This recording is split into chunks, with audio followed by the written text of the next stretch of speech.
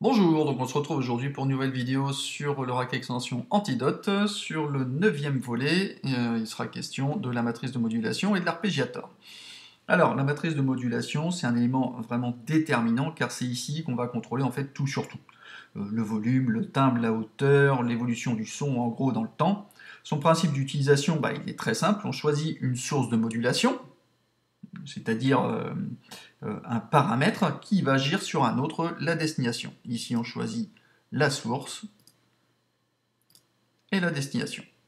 Et l'AMT va ici mesurer l'amount, c'est-à-dire le dosage que l'on va envoyer de la source vers la destination, la proportion qu'on va envoyer. Contrairement à des synthés virtuels VST, audio unique classique, on va pouvoir également bénéficier des routages CV, les contrôles voltage, chose qui est vraiment très importante et qu'on retrouve bien évidemment ce qui fait la force de Reason. Donc cette interconnexion aussi bien audio que avec les contrôles voltage. Si vous êtes familier avec le module Tor, le synthé qui est natif de Reason, la matrice d'Antidote, elle vous semblera vraiment très facile d'utilisation. On a une modulation qui est bipolaire, c'est-à-dire deux pôles à deux têtes, avec du plus et du moins. Ici, vous voyez qu'on va dans le plus, mais on peut aller également dans les valeurs négatives. Vous allez dire pourquoi négative, ça peut être intéressant, par exemple si vous utilisez une enveloppe de filtre, vous voulez utiliser une enveloppe de filtre à l'envers pour que le comportement ou l'évolution d'un paramètre qui est affecté se fasse dans l'autre sens, tout simplement, pour croiser en fait une enveloppe dans un sens ou dans un autre. La destination par exemple peut être modulée plusieurs fois. Là, en l'occurrence ici on a un arpégiator, le gate de l'arpégiator qui affecte le filtre de coupure, mais rien ne nous empêche d'associer un LFO au filtre de coupure également. Voilà. On peut affecter plusieurs paramètres à la même destination, ça pose aucun souci. Pour supprimer le paramètre, vous revenez sur les petits tirets. D'accord ? Et ici, pour remettre la valeur par défaut, je rappelle, commande, clic, ou contrôle sur PC. Alors, maintenant, je vais passer en revue, mais très rapidement, la liste des sources, non pas pour vous expliquer en détail les fonctionnalités, mais juste pour que vous arriviez à vous repérer. Je ne vais pas revenir sur les faux, sur les CV, sur les choses comme ça, mais juste pour vous dire un peu à quoi ça sert rapidement. Vélocité, je rappelle, c'est l'action, une action va être faite en fonction de la force d'appui des notes. En gros, je sélectionne une vélocité, en fonction des notes, de la force avec laquelle je vais appuyer sur mes notes, ça va déclencher une action sur la destination. Pareil avec ARP, Accent et Gate, on verra après ce que c'est dans l'arpégiator. Les LFO, je ne vous en reparle pas. Au niveau de la syntaxe MW, alors rien à voir avec Modern Warfare, MW et AT. MW, c'est l'abréviation de Mod Wheel, c'est-à-dire la molette ici de modulation. Ici au LFO, si vous voyez par exemple AT, c'est l'aftertouch. Je rappelle, l'aftertouch, c'est la force d'appui des notes qui sont déjà enclenchées. En gros, vous jouez une note ou vous restez appuyé sur un accord et en restant appuyé, sans relâcher, vous appuyez un peu plus fort. Ça va déclencher pour les synthés ou les claviers maîtres qui sont pourvus de cette option d'aftertouch, ça va déclencher un autre paramètre, comme un mode wheel, sauf que c'est en gros en dessous des notes. Vous avez une option ici random. Random, ça va affecter par exemple une valeur aléatoire dès que vous allez changer de note. Ça peut être intéressant. Dès que je change de note, je vais déclencher une valeur aléatoire sur le paramètre de destination. Constant, au contraire, justement, ça sera une source, la source de valeur, elle ne va pas varier, justement, elle va rester constante. Qu'est-ce qu'on a d'autre? Donc là, c'est l'enveloppe de modulation, de filtres, les CV, le keyfollow. Donc le keyfollow, c'est le même principe que j'ai expliqué dans les tutos précédents. Apparenté au key track, il va agir. En fait, les valeurs vont être proportionnelles par rapport à la fréquence des notes, c'est-à-dire le positionnement des notes sur le clavier. Ainsi, on va pouvoir utiliser ce paramètre, par exemple, pour raccourcir des enveloppes de notes les plus aiguës, chose qu'on retrouve dans les instruments acoustiques. Les enveloppes sont plus courtes, dans la restitution sonore, les enveloppes sont plus courtes sur les sons les plus aigus. Donc on va recréer ce principe. On peut utiliser en fait le keyfollow pour agir sur le paramètre de destination en fonction de la position des notes du clavier.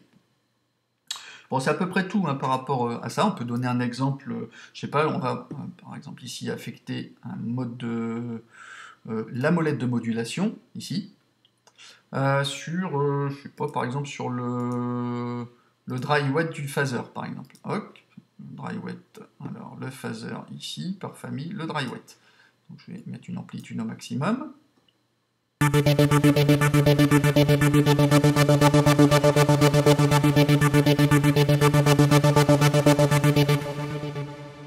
voyez, c'est comme si je jouais une note, là je vais le désaffecter, ou même je vais le laisser comme ça, c'est comme si je le bougeais manuellement comme ceci.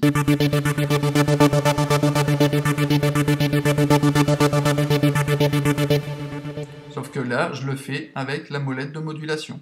Mais je pourrais jouer, au lieu de mettre la molette de modulation, je pourrais mettre le LFO. Je vais dire le LFO, il est sur on, il a une certaine cadence et il va jouer sur mon dry wet suivant sa vitesse.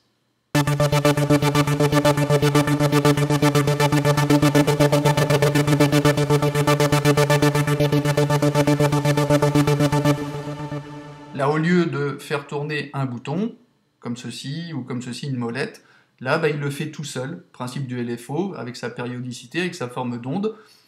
C'est redondant, c'est périodique, donc il va monter, descendre régulièrement en fonction de la vitesse que je lui aurais donnée. Voilà, tout simplement. Après, évidemment, on peut faire mumuse avec des paramètres vraiment indéfiniment.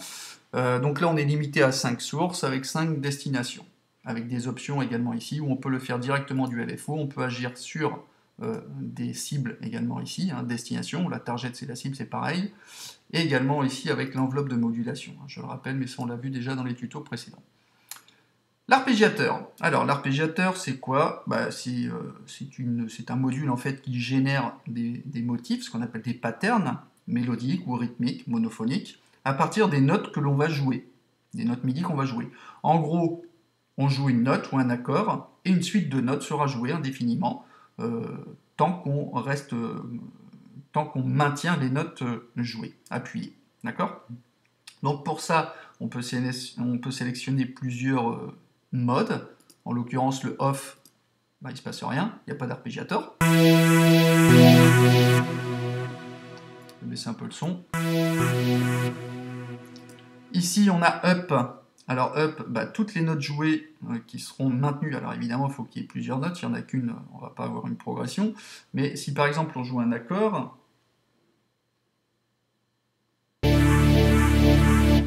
là je joue 3 notes, et ben elles seront lues en fait de la note la plus grave à la plus aiguë.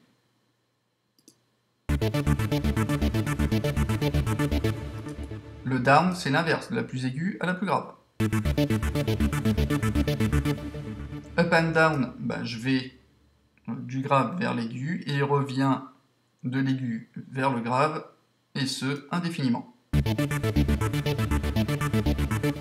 Là, l'inverse, des aigus vers le grave, du grave vers l'aigu, et en boucle indéfinie. Après, on a random. Le random, bah, random c'est aléatoire, c'est-à-dire la lecture des notes se fait aléatoirement.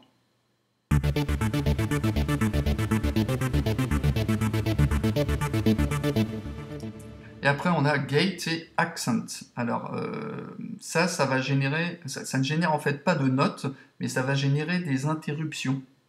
Comment je vais expliquer ça? C'est, bah, si j'avais fait un schéma d'ailleurs, ici on va utiliser l'arpégiateur comme un signal, un connecteur. Soit en gros le signal passe, soit il ne passe pas, et en fonction d'une certaine longueur. Ici, je vais donner un exemple avec mon petit tableau, voilà ici, qui pourra peut-être vous aider à mieux comprendre.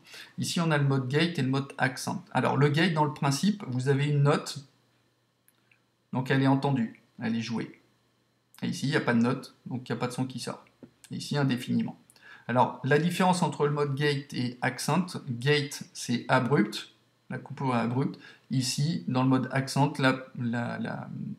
la coupure, la transition entre les coupures sont plus douces, plus fluides, comme un peu, comme, je dirais comme si c'était un glide dans un synthé, un glissement, d'accord?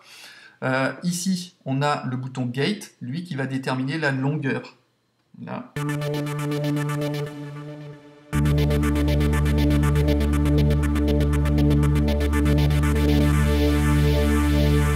Donc bien évidemment à 100% on n'entend pas trop la coupure. Ici je vais réduire, plus la coupure va être nette.